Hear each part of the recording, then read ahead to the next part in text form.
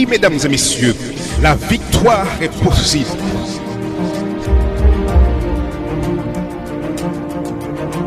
Ne perdez pas espoir.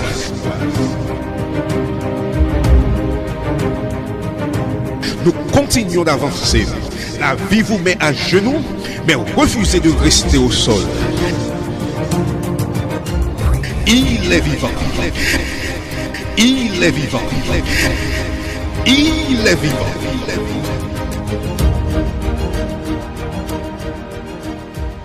Mesdames et messieurs, RJV vous présente votre conférence biblique Voici ton Dieu.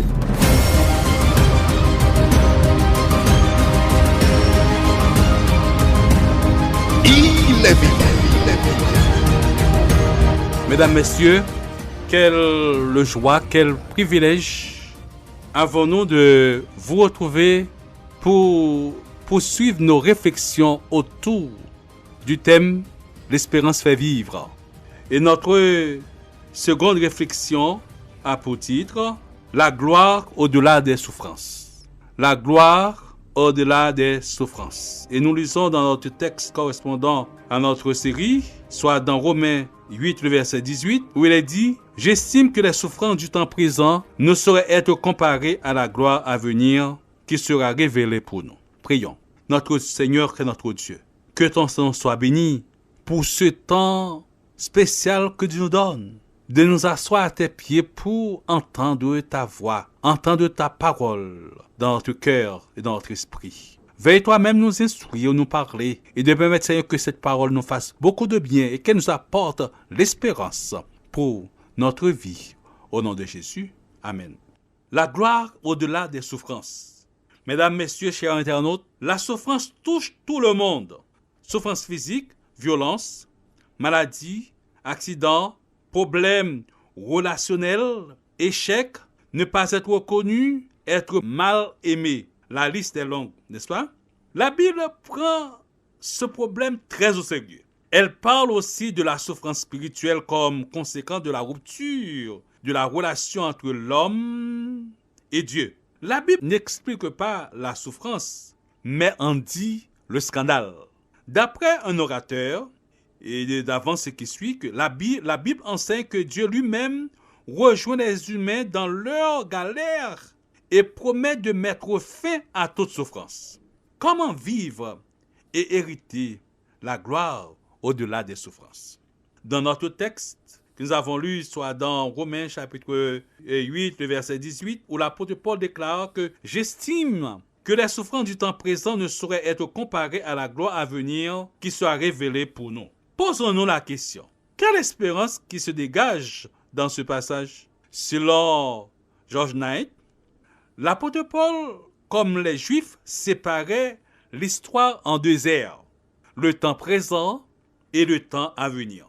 Pour lui, les mots souffrance et gloire caractérisent ces deux ères. Il continue et dit, les souffrances dont parle Paul n'incluent pas seulement l'opposition venant du monde, c'est-à-dire de ceux qui sont opposés au principe divin, mais aussi de notre fragilité morale et physique résultant de notre état à demi sauvé. Dieu a pourvu à notre salut. Il a transformé notre cœur et notre esprit de sorte que nous aimions ces principes. Mais les chrétiens vivent toujours dans un monde moins que parfait, mais dans un corps moins que parfait. Il en résulte des tensions et des souffrances du temps présent. Fin citation. Posons-nous deux autres petites questions. Pourquoi tant de souffrances dans ce monde? Pourquoi un virus invisible et mortel est potentiellement caché dans l'être humain? A-t-il existé? Y a-t-il de l'espérance? La Bible répond, et sous la plume du sage Salomon, il dit ce qui suit. Seulement, voici ce que j'ai trouvé. C'est que Dieu a fait les hommes droits, mais ils ont cherché beaucoup de détours. Nous pourrions dire beaucoup de choses, mais simplement, contentons-nous de cette déclaration. Dieu a fait les hommes droits, mais ils ont cherché beaucoup de détours. Ecclésiaste 7, le verset 29. Chers auditeurs, Dieu a créé un monde parfait, mais les hommes l'ont contaminé. Cela est dû aux conséquences du péché. Nous y reviendrons dans une prochaine présentation. L'aspect principal du verset 18, c'est que les souffrances du temps présent que peuvent ressentir les enfants de Dieu ne sont qu'éphémères et supportables. Paul insiste que les souffrances que le croyant doit endurer avec Christ pour être glorifié avec lui ne sauraient ébranler son assurance d'avoir part à cette gloire. Dans 2 Corinthiens chapitre 4, versets 17 et 18, l'apôtre Paul établit la même comparaison entre la légèreté de l'affliction du présent et le poids éternel de gloire. Il motivait cette estimation par le fait que l'affliction appartient aux choses visibles qui ne sont que pour un temps, la gloire aux choses invisibles qui sont éternelles. Donc, quel que soit le visage que prend la souffrance pour un croyant, pour un chrétien, il est invité à la considérer comme la croix qu'il doit porter à la suite du Christ, d'après Matthieu 16, verset 24 et Romains 8, 28 à 29. C'est par des tribulations que les chrétiens entrent dans le royaume de Dieu. C'est par des tribulations que des chrétiens entreront dans le royaume de Dieu. C'est Actes 14, 22 et Jean 16, verset 21. Alors une question, souffrez-vous et pourquoi? Certainement, pour y répondre de diverses manières. Les conséquences de vos souffrances peuvent être multiples, chers auditeurs. Permettez-moi d'avancer au moins 4 raisons, 4 motifs pour lesquels peut-être que vous souffrez, que nous souffrons. Première raison, c'est que la souffrance invite à se recentrer sur l'essentiel. Qu'est-ce que nous voulons dire par là? Mais simplement, le saint Salomon de répondre dans Ecclésiaste chapitre 7, le verset 14 et 15, où il est dit « Au jour du bonheur, sois heureux. Au jour du malheur, réfléchis. Dieu a fait l'un comme l'autre, afin que l'homme ne découvre en rien ce qui sera après lui. J'ai vu tout cela pendant les jours de ma vanité, dit Salomon. Il y a tel juste qui périt dans sa justice, il y a tel méchant qui prolonge son existence dans sa méchanceté. Félicitations. Savez-vous que Dieu peut, dans des situations extrêmement difficiles, maintenir ses enfants dans la tranquillité et le bonheur?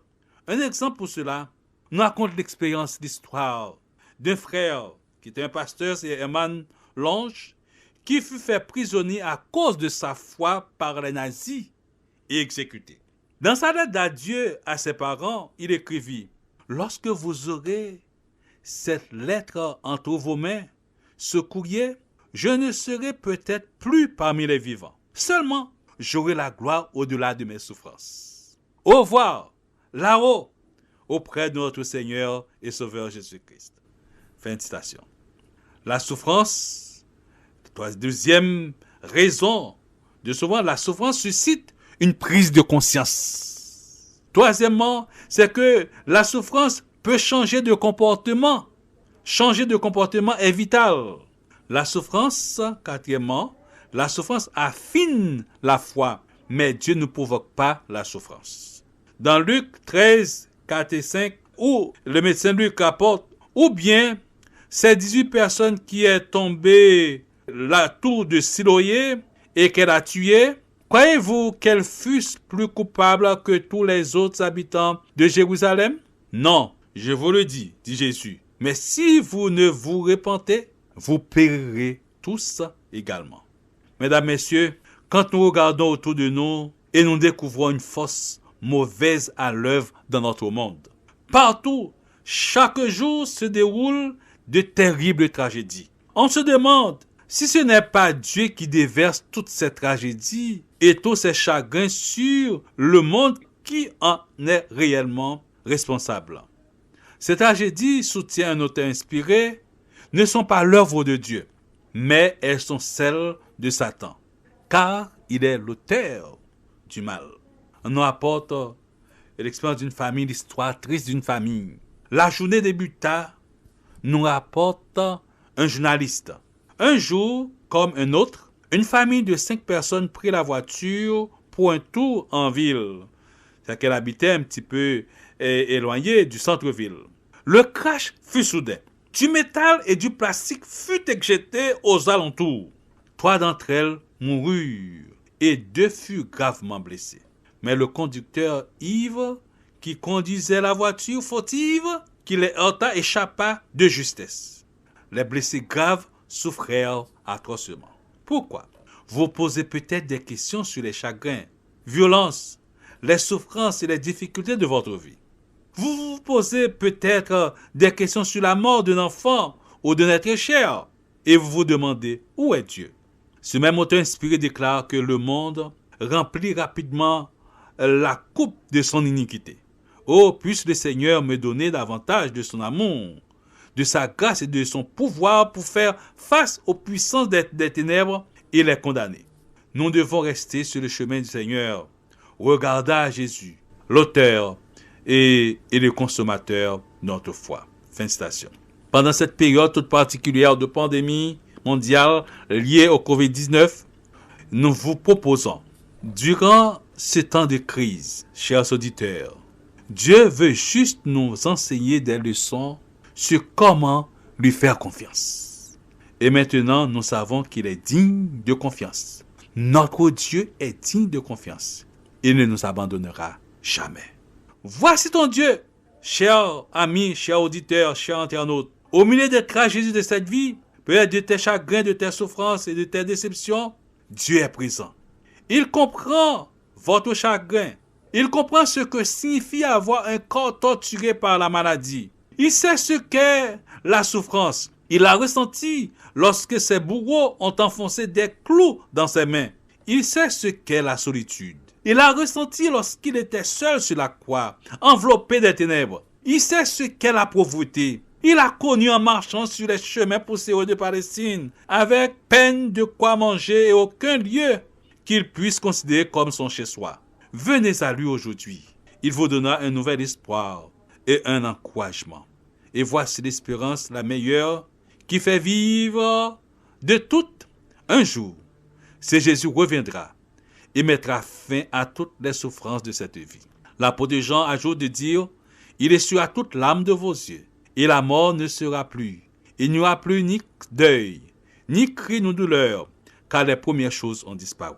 Chers auditeurs, Jésus revient bientôt pour inaugurer un monde entièrement neuf. Dans 1 Pierre 4, verset 13, il est dit, « Réjouissez-vous au contraire de la part que vous avez aux souffrances de Christ, afin que vous soyez aussi dans la joie et dans l'allégresse lorsque sa gloire apparaîtra. » Désirez-vous vivre la gloire du Seigneur au-delà des souffrances? Ne voulez-vous pas choisir dès maintenant, laisser Jésus entrer dans votre vie? Il vous attend, chers auditeurs.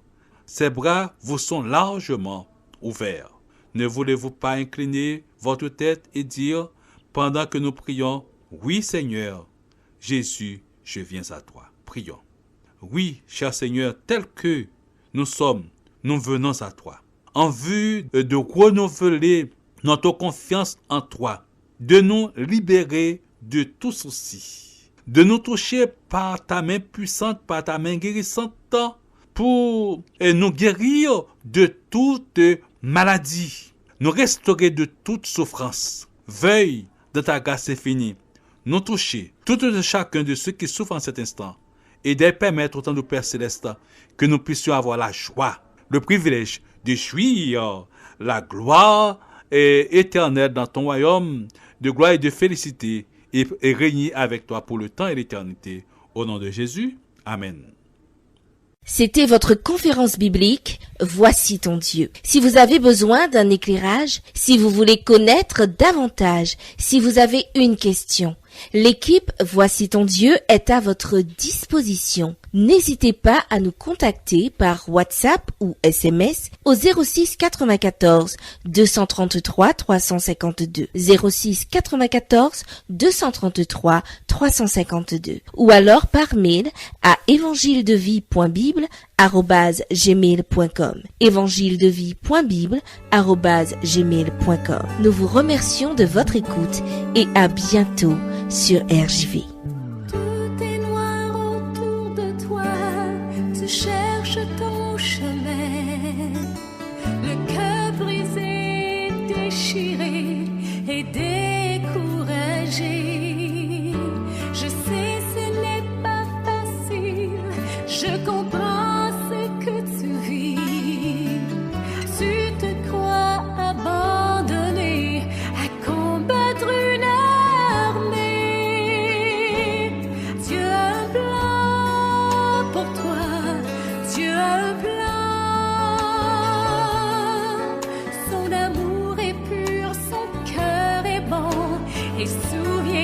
toujours, que Dieu